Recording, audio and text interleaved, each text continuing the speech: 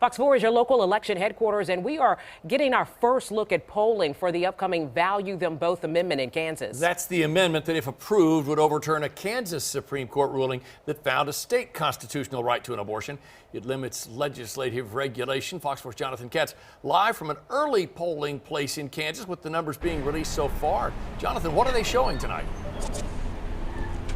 They're showing, John, that the polling right now is very, very close. We're at the Northeast offices in Johnson County where some people are voting early, and they can either vote yes or no on this Value Them Both amendment. The local polling firm Coefficient sampled more than 1,500 Kansans on how they vote on the Value Them Both amendment. 47% of the respondents said they'd vote yes, allowing state lawmakers to regulate abortion.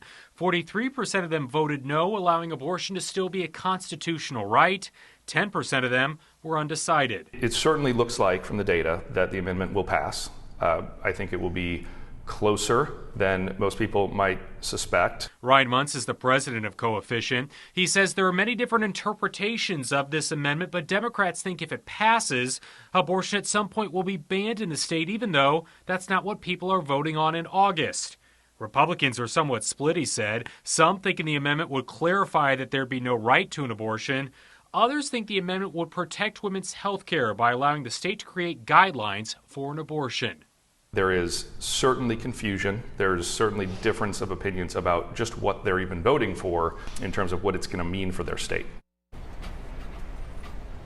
All right, well, the Value Them Both coalition says that they are actually encouraged, of course, by the poll results. Kansans for Constitutional Freedom say that there's a reason why people are voting on this in August coming up as opposed to November, because they say less people vote in primaries than they do in general elections. But what does Muntz have to say about the rhetoric on both sides of the campaign leading up to the August election? That story for you coming up tonight on Fox 4 News at 6. Christelle. Jonathan Katz live in Mission tonight. Thanks, Jonathan.